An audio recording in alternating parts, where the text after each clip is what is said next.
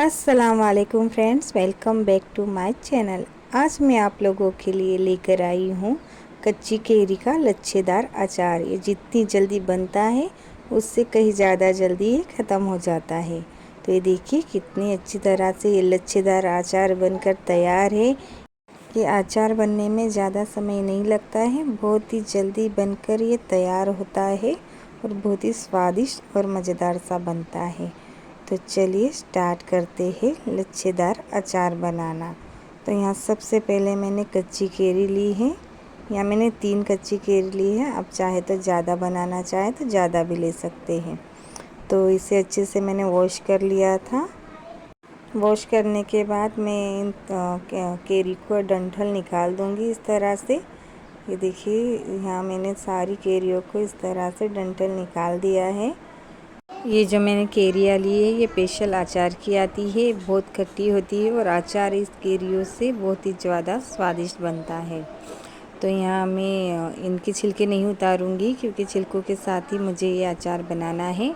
तो मैं इसे इसी तरह से कद्दूकस कर लूँगी। आप चाहे तो छिलका निकाल के भी कद्दूकस कर सकते हैं, लेकिन यहाँ मैंने छिलकों के साथ में ही अचार बनाया है, इसलिए इस तरह से ही कद्दूकस कर लूँगी। तो यहाँ देखिए मैंने सारी केरियों को कद्दूकस कर लिया है।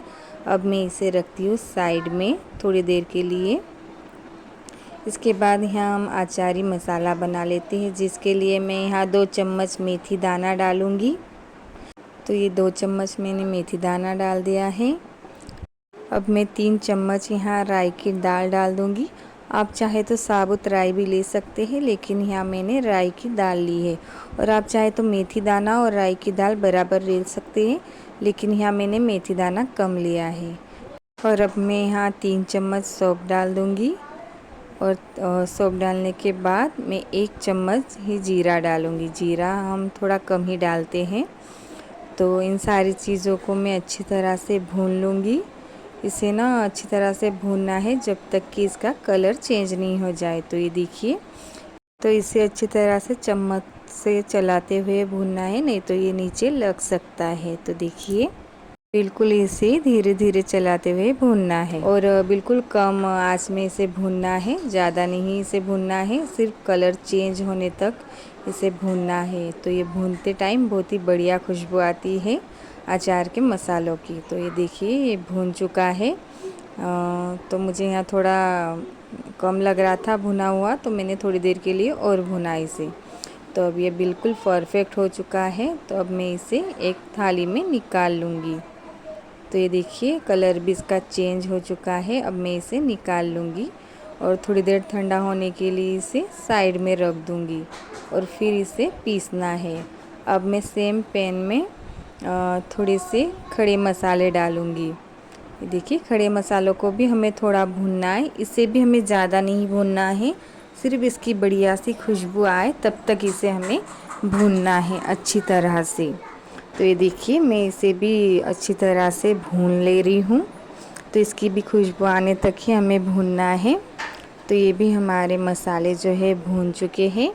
अब मैं इसे भी मेथी दाने और जो राई का जो मैंने मसाला निकाला है उसी में हम इसे निकाल लेंगे। ये देखिए इसका कलर भी थोड़ा थोड़ा चेंज हो चुका है। अब मैं इसे निकाल ले रही हूँ। तो ये हमारा मसाला तैयार है। अब ये ठंडा हो चुका है।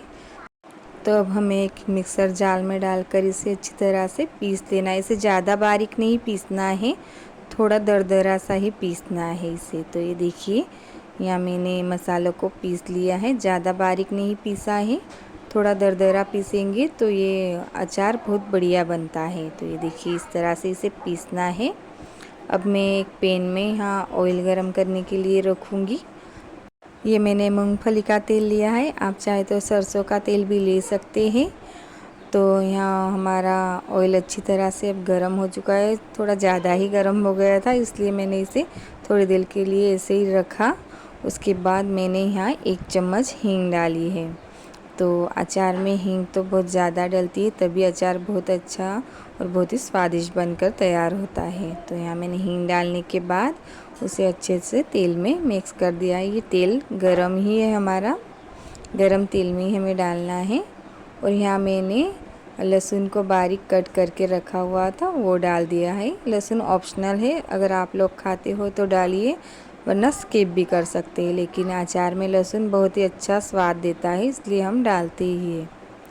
तो इसे भी हमें मिक्स कर लेना है। अब जो हमने अचार का मसाला बना कर रखा था उसे एक बड़े से कटोरे में डालेंगे इस तरह से। अब यहाँ मैं लाल मिर्च पाउडर डाल रही हूँ।